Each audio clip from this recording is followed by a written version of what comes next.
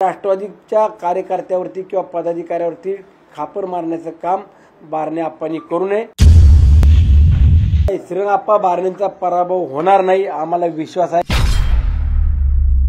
प्रांतचे अध्यक्ष आदरणीय तटकरे साहेब किंवा इतर प्रमुख पदाधिकाऱ्यांनी प्रत्येक विभागवाईज तालुक्यातल्या प्रत्येक कार्यकर्त्याला एकत्रितपणाने बसून पक्षाने जो काही आदेश दिलेला आहे त्या आदेशाचं प्रत्येक कार्यकर्त्यांनी पदाधिकाऱ्यांनी पालन करावं अशा पद्धतीने स्पष्टपणाने सूचना दिल्या आणि महायुतीचा धर्म पाळून सर्वांनी काम करण्याचा निश्चय ज्यावेळेला उमेदवारी जाहीर झाली त्यानंतर प्रत्येक कार्यकर्त्यांनी मनाशी ठामगाठ बांधून केलेला होता। मी आज जे काही खासदार श्रीरंगाप्पा बारणे यांनी वक्तव्य केलं ते पूर्णपणाने पाहिलं, परंतु बारणे आप्पांनी जे वक्तव्य केलं हे वक्तव्य करत असताना महायुतीमध्ये कुठेही तेढ निर्माण होईल अशा पद्धतीनं वक्तव्य करू नये असं माझ्यासारख्या कार्यकर्त्याला वाटते। शेवटी आपण महायुतीचा धर्म पाळत असताना उद्याच्या काळामध्ये देखील आपण सर्वांनी एकत्रितपणाने राहणं अत्यंत गरजेचं आहे। जे काही आज वक्तव्य खासदार श्रीरंगाप्पा बारणे करतायत त्यांनी हेच वक्तव्य निवडणुकीच्या मतदान होण्या अगोदर केलं असतं किंवा त्यांना जी कुठली माहिती होती ती माहिती त्यांनी जर आमच्या प्रमुख नेत्यांकडे दिली असती तर ते अधिकपणाने योग्य राहिलं असतं।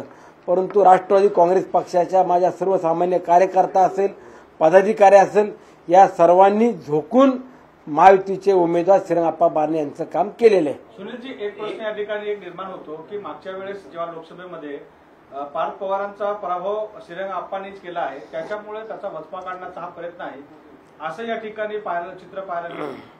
स्वतः पार्थदादा पवार हे देखील प्रचाराकरता काही दिवस मावळ लोकसभेच्या मतदारसंघामध्ये येऊन काही प्रमुख कार्यकर्त्यांची भेट घेऊन स्पष्टपणाने सांगत होते आपल्याला महायुतीच्या उमेदवाराचं काम करायचंय, श्रीरंग बारणे आप्पांना कुठेही आपण कामामध्ये कमी पडू नका अशा पद्धतीने पार्थदादांनी स्वतःहून येऊन आम्हाला सांगितलं। त्याबाबत आम्हाला काही सूचना देखील केल्या।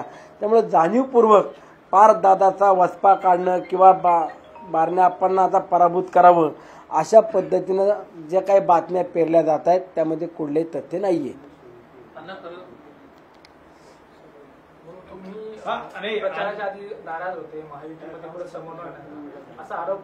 नाही, मी माझ्या पद्धतीनं माझ्या राष्ट्रवादी काँग्रेस पक्षाला ही जागा मिळावी याकरता आग्रही होतो।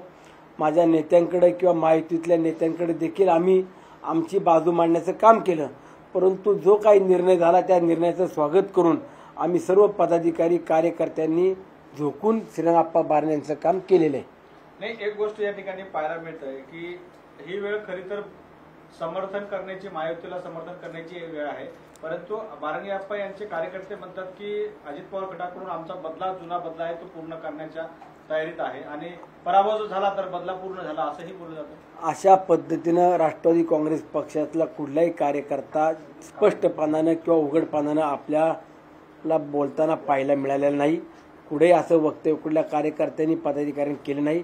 शेवटी प्रमुख महायुतीतले नेते म्हणून आदरणीय अजितदादा यांनी देखील माझ्या मतदारसंघामध्ये स्वतः येऊन सभा घेतली।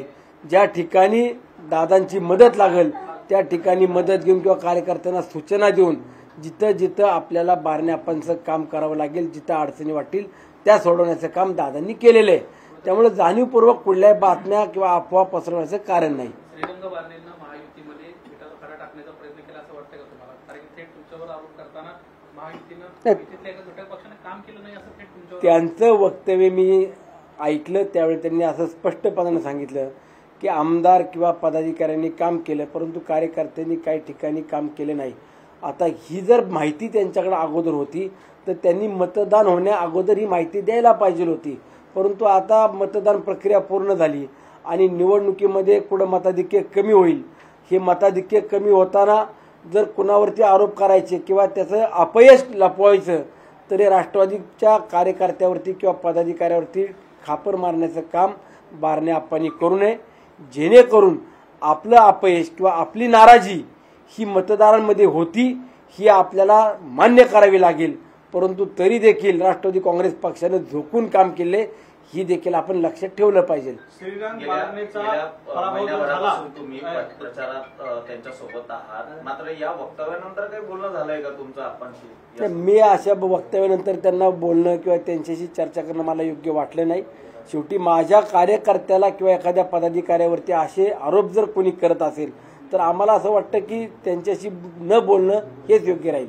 श्रीरंग बारणेचा जर पराभव झाला तर राष्ट्रवादी काँग्रेस पक्षाचा जो जुना बदला आहे तो पूर्ण होईल. नाही, श्रीरंगाप्पा बारणेंचा पराभव होणार नाही, आम्हाला विश्वास आहे. नक्कीच ते किमान 1.5-2 लाख मताधिक्य घेऊन विजय होतील. परंतु विजयाचं श्रेय हे माझ्या कर्तृत्वावरती किंवा माझ्या स्वतःच्याच बळावरती होते. अशा पद्धतीनं आपलं स्वतःची टुमकी लावणं योग्य नाही. शेवटी कार्यकर्त्याच्या जोरावरती किंवा राष्ट्रवादी काँग्रेस पक्ष असेल, भारतीय जनता पक्ष असेल, शिवसेना आहे, RPI, स्वाभिमानी रिपब्लिकन पक्ष, घटक पक्ष, इतर या सर्वच पदाधिकाऱ्यांनी कार्यकर्त्यांनी झोकून श्रीरंगाप्पा बारणे यांचं काम केले.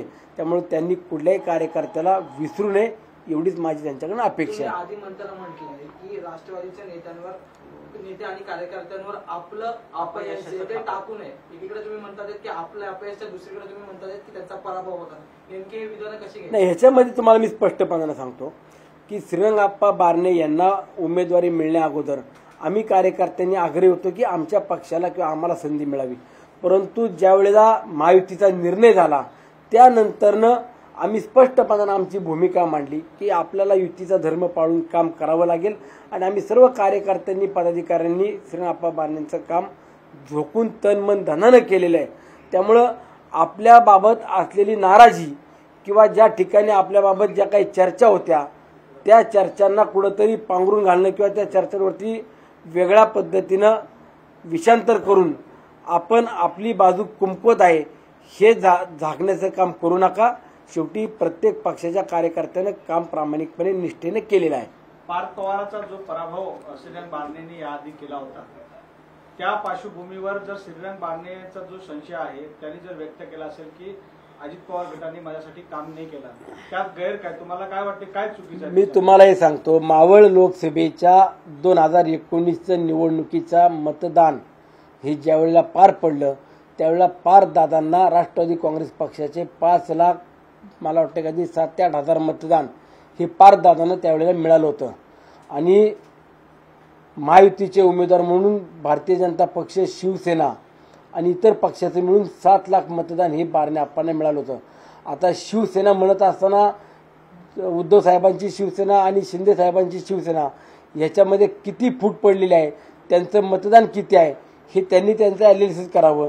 परंतु 5 लाखाच्या वरती जे काय मतदान होईल त्यामध्ये नक्कीच राष्ट्रवादी काँग्रेस पक्षाचा वाटा हा बारणे आप्पांच्या मतामध्ये असणार आहे. आपले एक सहकारी आहे, त्यांचं नाव येतंय पुण्या केसमध्ये, आपण कसं बघता याच्याकडे? कुठलं? ऍक्सिडेंट झाला पुण्यामध्ये अगरवाल यांचा, त्या प्रकरणामध्ये आपले एक सहकारी आमदार आहे, त्यांचं नाव येत आहे. नाही, मला नाही कल्पना. नाही, मी नाही, कोणतं ऍक्सिडेंटचं प्रकरण नाही, मी पाहिलं नाही. ऍक्सिडेंट त्या अल्पवयीन मुलांनी जो ऍक्सिडेंट केला तो म्हणता का?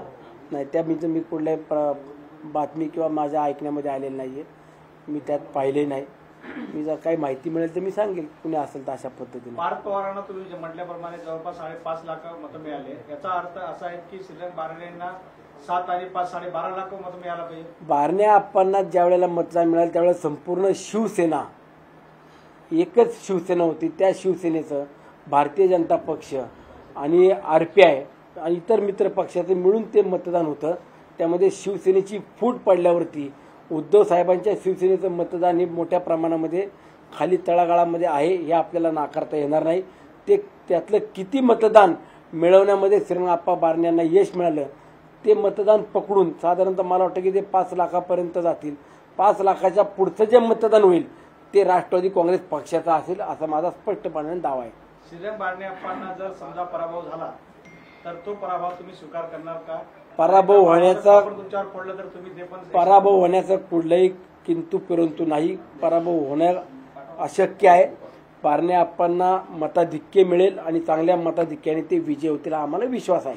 अण्णा, काल शरद पवारांना एबीपी माझ्याशी बोलताना एक महत्वाची प्रतिक्रिया दिलेली आहे. त्यांचं असं म्हणणं आहे ज्या पद्धतीनं भाजपचे प्रमुख आहेत यांना काही दिवसांपूर्वी स्टेटमेंट केलं की आम्ही संघ भाजप पहिला दुबळा होता, संघाची त्यांना मिळाली, आता भाजप हा स्ट्रॉंग झाला आहे, याचाच अर्थ कुठेतरी संघाची गरज संपली आहे अशा पद्धतीचा सध्या अर्थ काढला जातोय. शरद पवारांचं असं म्हणणं आहे की अशाच पद्धतीने आता हे जे घटक पक्ष त्यांच्यासोबत गेलेले आहेत, राष्ट्रवादी आणि शिवसेना, त्यांना देखील लक्षात घ्यावं. कदाचित तुमची देखील उद्या अशीच परिस्थिती होऊ शकते.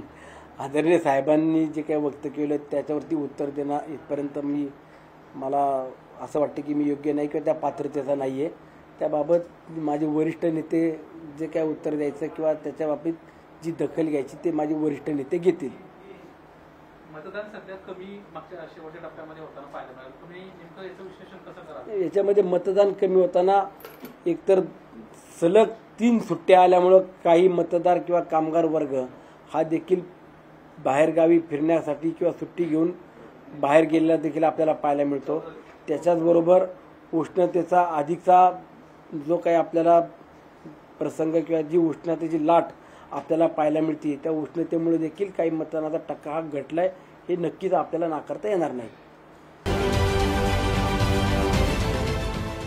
देश विदेशातील प्रत्येक घडामोडींचे लाईव्ह अपडेट मिळवण्यासाठी आता साम टीव्हीच्या सर्व सोशल मीडिया प्लॅटफॉर्मला लाईक, फॉलो आणि सबस्क्राईब करा. तसंच सर्व नोटिफिकेशनसाठी बेल आयकॉन प्रेस करायला विसरू नका.